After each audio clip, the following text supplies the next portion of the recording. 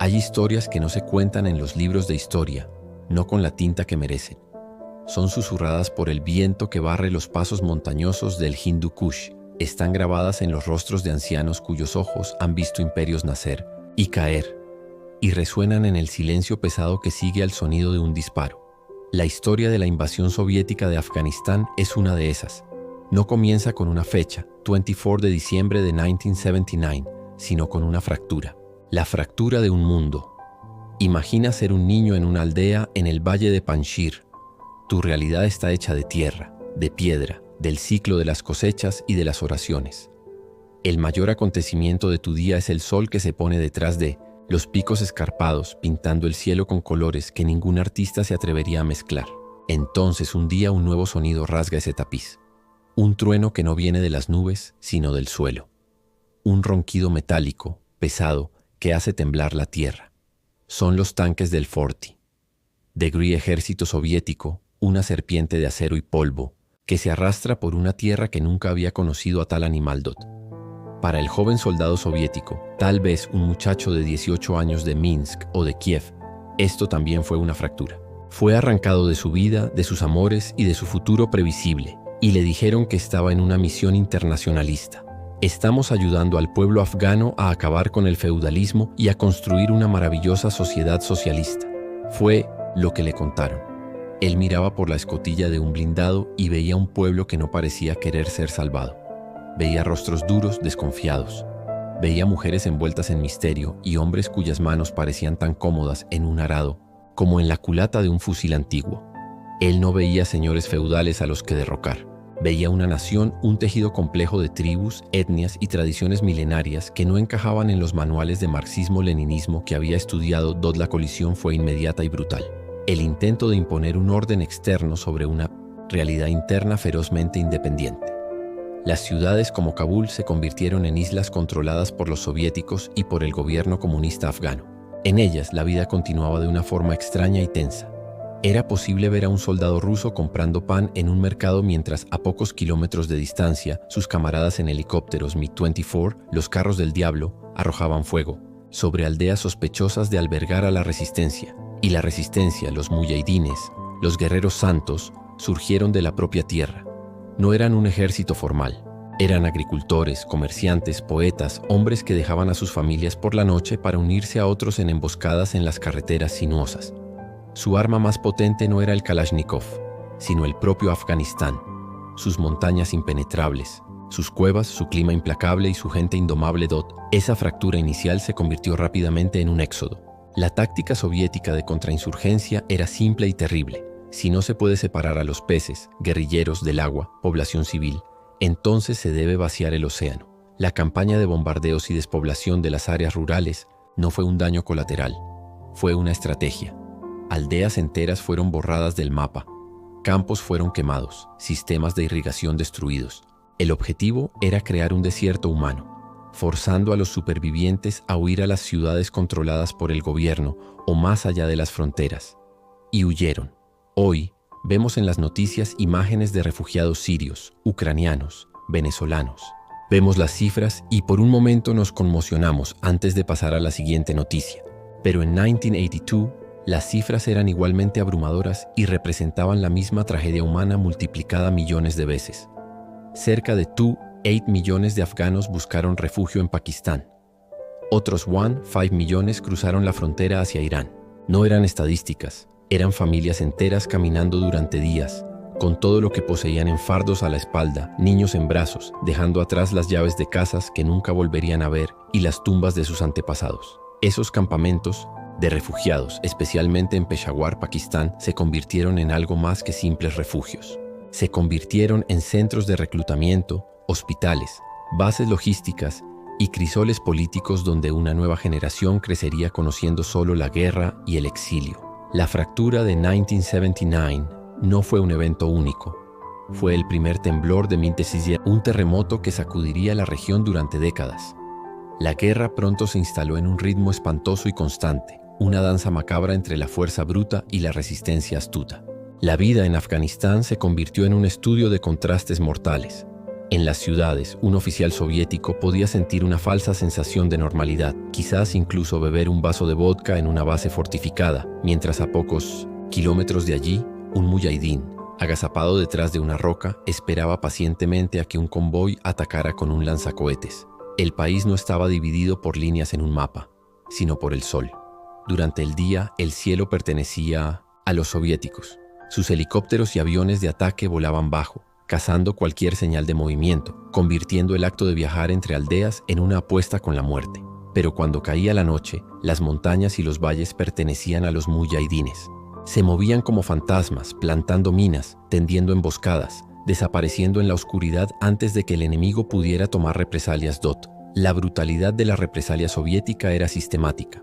Un convoy emboscado en una carretera significaba casi con toda seguridad la aniquilación de la aldea más cercana. No importaba si los aldeanos estaban involucrados o no. Eran el agua donde nadaban los peces, y la lógica de la guerra exigía que fueran castigados. Imagina el terror de una familia, despertada en medio de la noche no por el llamado a la oración, sino por el sonido ensordecedor de las aspas de un helicóptero acercándose, sabiendo que su casa, su vida, estaba a punto de ser pulverizada por un ataque que ocurrió a 5 kilómetros de distancia. Esa era la realidad diaria que alimentaba el ciclo de odio y venganza. Cada aldea destruida creaba nuevos reclutas para la yihad. Cada pariente muerto era una deuda de sangre que debía pagarse. Y luego estaban las minas, específicamente la PFM-1, apodada la mina mariposa. Lanzadas por millones desde helicópteros, estas pequeñas armas de plástico verde o caqui estaban diseñadas no para matar, sino para mutilar. Su forma curiosa y colorida las hacía terriblemente atractivas para los niños. Un niño pastor, al ver un objeto extraño y brillante en el suelo, podría recogerlo por curiosidad. La explosión resultante no lo mataría, pero le arrancaría una mano, un pie, le cegaría los ojos. Un combatiente experimentado sabía cómo identificarlas y evitarlas, pero un niño no. Esta no era solo un arma de guerra, era una herramienta de terror psicológico. Una manera de sembrar el miedo en el propio suelo afgano, convirtiendo la tierra natal en un campo de peligros ocultos que perdurarían por generaciones. Piensa en esto por un momento. Una tecnología de guerra diseñada para parecer un juguete, con el conocimiento implícito de que sus objetivos más probables serían los más inocentes. Es una perversidad que la mente lucha por comprender. Mientras tanto, en los campos de entrenamiento en Pakistán se estaba forjando una nueva generación de combatientes. El joven que pasaba por una pista de obstáculos, arrastrándose bajo alambre de espino, no solo estaba entrenando su cuerpo, estaba siendo imbuido de un propósito sagrado. La lucha no era solo por tierra o por política, era por Dios, por la defensa del Islam contra los invasores ateos. Esta dimensión religiosa le dio a la resistencia una resiliencia casi sobrehumana. ¿Cómo se derrota a un enemigo que no teme a la muerte, que la ve como un camino hacia el paraíso? Los soviéticos, con todo su poderío militar, nunca encontraron una respuesta a esa pregunta. Podían conquistar territorio, pero no podían conquistar corazones y mentes. Por el contrario, cada acción que tomaban solo profundizaba el abismo entre ellos y el pueblo afgano, solidificando la imagen del Shurabi, el término afgano para soviético, como un invasor impío y brutal. La guerra se había convertido en un pantano, un atolladero del que era imposible salir sin mancharse, sin ahogarse en la violencia y la futilidad. Y por cada soldado soviético que comenzaba a cuestionar su misión, había 10 afganos para quienes la misión nunca estuvo en duda: expulsar al invasor, a cualquier costo. Mientras la guerra se prolongaba en el terreno accidentado de Afganistán, otro conflicto, más silencioso y sofisticado, se libraba en salas de reuniones en Washington, Riad e Islamabad. Afganistán se convirtió en el tablero de ajedrez de la Guerra Fría, y los afganos en sus peones más valientes y trágicos. La CIA, a través de la Operación Ciclón, inició uno de los programas secretos más caros de su historia. El objetivo no era necesariamente que los muyahidines ganaran, sino que los soviéticos no ganaran. Era una estrategia de desangramiento, de convertir Afganistán en el Vietnam de la Unión Soviética. Cientos de millones de dólares, con contribuciones sustanciales de Arabia Saudita, fluían para financiar y armar a los grupos de resistencia. La imagen de Ronald Reagan recibiendo a líderes muyahidines en la Casa Blanca en 1983 es un retrato surrealista de esta alianza improbable. Allí estaban en el despacho oval hombres tribales barbudos, vestidos con trajes tradicionales, estrechando la mano del líder del mundo capitalista. Reagan los llamó luchadores por la libertad, equiparando su lucha a la de los padres fundadores de América. Para el público estadounidense era una narrativa simple y poderosa, el bien contra el mal, la libertad contra la tiranía comunista. Pero la realidad era infinitamente más compleja. El dinero y las armas no se distribuían de forma igualitaria. Se canalizaban principalmente a través de la Agencia de Inteligencia de Pakistán, la ISI, que favorecía a los grupos islamistas más radicales, aquellos que consideraba más eficaces e ideológicamente alineados con sus propios intereses regionales. Grupos que años más tarde formarían el núcleo de organizaciones que Occidente llegaría a designar como terroristas. La ironía de las armas era notable. Para mantener la negación plausible, la CIA buscaba proporcionar a los muyahidines armas de fabricación soviética. La lógica era que si eran capturados, los combatientes no podrían ser vinculados directamente con los Estados Unidos. ¿De dónde venían estas armas? De todas partes. Se compraban a Israel, que las había capturado de los ejércitos árabes, a Egipto, que se estaba realineando con Occidente, y en uno de los ejemplos más cínicos de la guerra, a unidades corruptas del propio ejército soviético en Afganistán. Soldados soviéticos vendían armas y municiones en el mercado negro que terminaban en manos de los hombres que los matarían al día siguiente. Era un ciclo de violencia alimentado por la geopolítica, la corrupción y la desesperación. Pero el arma que cambió el juego fue estadounidense, el misil Stinger, un sistema de defensa antiaérea portátil disparado desde el hombro que permitía a un solo combatiente derribar un sofisticado y costoso helicóptero soviético. La introducción del Stinger a partir de 1986 rompió la superioridad aérea soviética. De repente los cielos ya no eran seguros. Los carros del diablo comenzaron a caer del cielo en llamas. Para los muyahidines era un regalo de Dios. Para los pilotos soviéticos era una pesadilla. Esta única pieza de tecnología prolongó la guerra, aumentó drásticamente las bajas soviéticas e hizo de la victoria militar una imposibilidad. Mientras la guerra se volvía más letal, también se volvía más invisible. Los soviéticos restringieron severamente el acceso de periodistas extranjeros. Para el mundo exterior, Afganistán era una guerra oculta. Fue aquí donde surgió otra forma de intervención externa, muy diferente.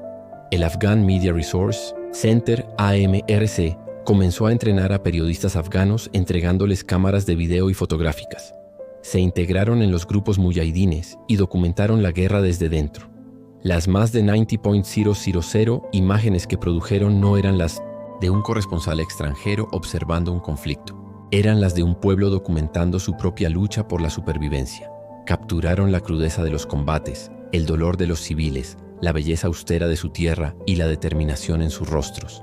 Dieron un rostro humano a una guerra que para muchos en Occidente era solo una pieza en el gran juego geopolítico. Estas imágenes contrabandeadas fuera del país garantizaron que Afganistán no fuera olvidado, transformando la cámara en un arma tan potente como el fusil dentro de la maquinaria de guerra soviética. Los engranajes comenzaban a chirriar. La historia que se contaba en casa, en los periódicos Pravda e Izvestia, era de heroísmo y de deber internacionalista cumplido. Pero las cartas que llegaban de los soldados y más tarde los propios soldados que regresaban en ataúdes de zinc o con cuerpos y mentes rotos contaban una historia diferente. Una historia de miedo, desilusión y brutalidad sin sentido. El soldado que admitió haber quemado vivas a mujeres y niños después de encontrar a sus camaradas torturados no era un monstruo aislado. Era un producto de un entorno que sistemáticamente deshumanizaba a todos, agresores y víctimas. La frase "no existía una población pacífica, todos eran guerrilleros", revela la bancarrota moral de la misión. Cuando un ejército deja de distinguir entre combatiente y civil, ya ha perdido la guerra, sin importar cuántas batallas gane Dot. La tarjeta de identidad capturada de un soldado llamado Iván Sabarsin es un artefacto sobrecogedor. ¿Quién era él? Un joven con sueños, quizás una novia esperándolo en casa. Su foto oficial, seria y formal, no cuenta nada sobre las noches de terror o el cuestionamiento que debe haber corroído su alma. Para muchos como él, el enemigo no era solo el muyahidín escondido en las rocas, sino la propia tierra, el calor, el polvo, las enfermedades y sobre todo la hostilidad omnipresente en los ojos de cada afgano. El mural comunista desfigurado con sus rostros idealizados de trabajadores y campesinos felices se convertía en una burla, un recordatorio diario de la distancia insuperable entre la propaganda y la realidad. El fenómeno de los desertores soviéticos es quizás el testimonio más poderoso de esta bancarrota. Unos 200 soldados capturados o que desertaron voluntariamente permanecieron en Afganistán después de la guerra. Algunos, como el soldado de la foto que se convirtió al Islam, encontraron un nuevo hogar y una nueva identidad entre el pueblo al que fueron enviados a subyugar. Eligieron la cultura de sus enemigos en lugar de la suya propia. Esta es una inversión de narrativa tan profunda que sacude los cimientos mismos de la lógica militar y nacionalista. ¿Qué lleva a un hombre a abandonar su país, su familia, su religión y todo lo que conoce para unirse a aquellos contra los que luchaba? La respuesta solo puede ser una desilusión tan completa, una repulsión tan visceral por la misión que se le impuso, que la única salida era una reinvención total de sí mismo. Mientras tanto, en Moscú, el Politburó se enfrentaba a una realidad incómoda. La guerra, aunque no era financieramente ruinosa para la superpotencia representando, según estimaciones de la CIA, solo el 2,5% de los gastos militares anuales de la URSS, era un sangrado político y psicológico constante. Los cerca de 15,000 muertos oficiales, una cifra probablemente subestimada, eran una herida abierta en la sociedad.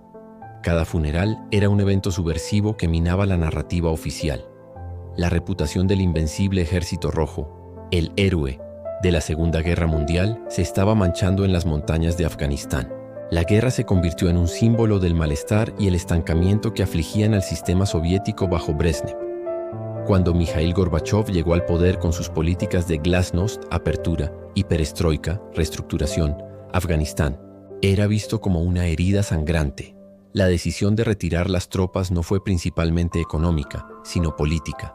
Era un reconocimiento de que la guerra era insostenible, no en el campo de batalla, sino en la arena de la opinión pública, nacional e internacional, y en la moral de la propia nación.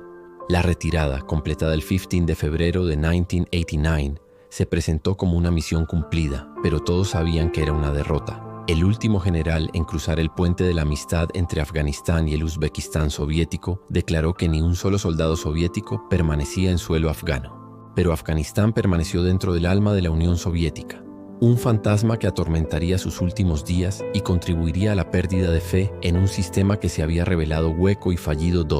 La partida del último tanque soviético no trajo la paz, solo creó un vacío. La guerra de una década había rehecho Afganistán a su imagen, violenta, fragmentada y armada hasta los dientes.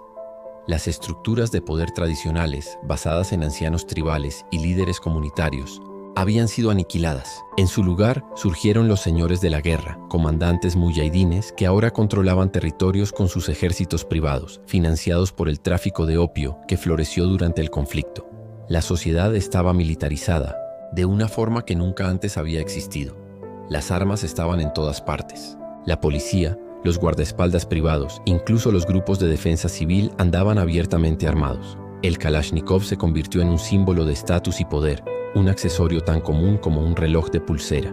La alfombra tejida por refugiados que sustituía los patrones florales tradicionales por imágenes de tanques y helicópteros es la metáfora perfecta de esta transformación.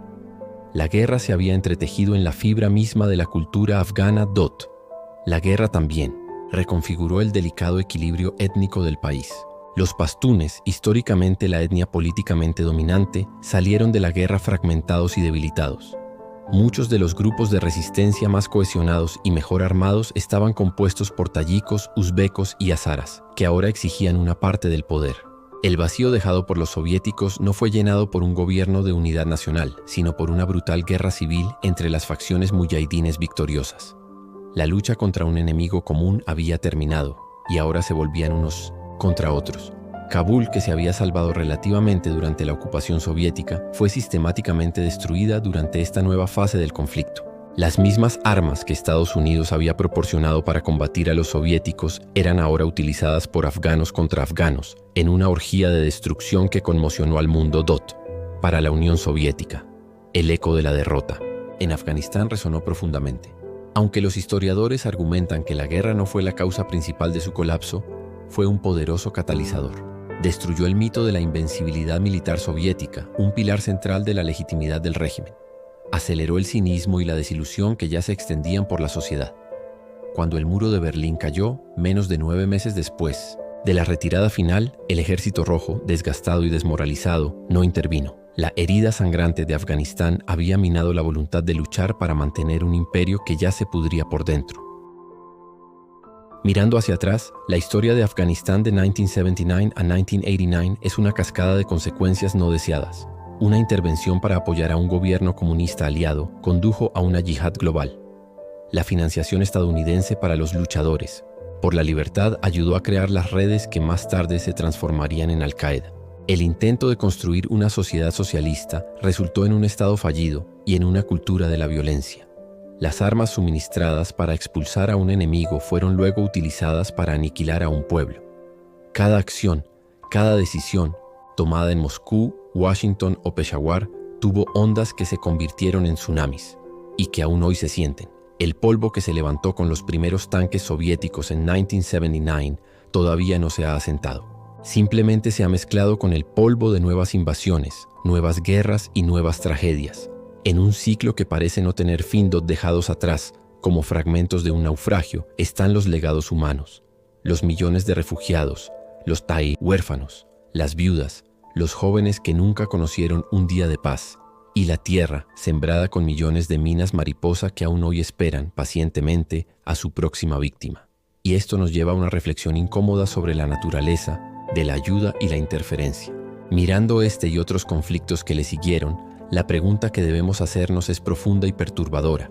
¿Hasta qué punto una intervención, aunque bien intencionada a los ojos de quien la realiza, puede verdaderamente salvar o construir una nación?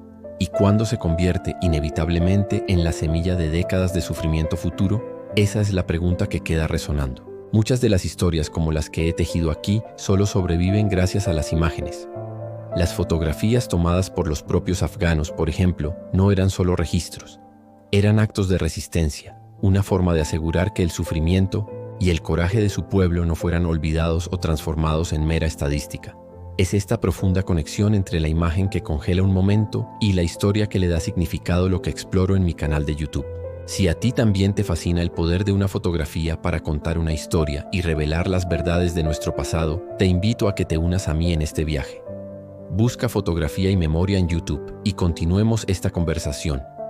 Allí, cada imagen es una puerta a un mundo que fue y que nos ayuda a entender el mundo que es.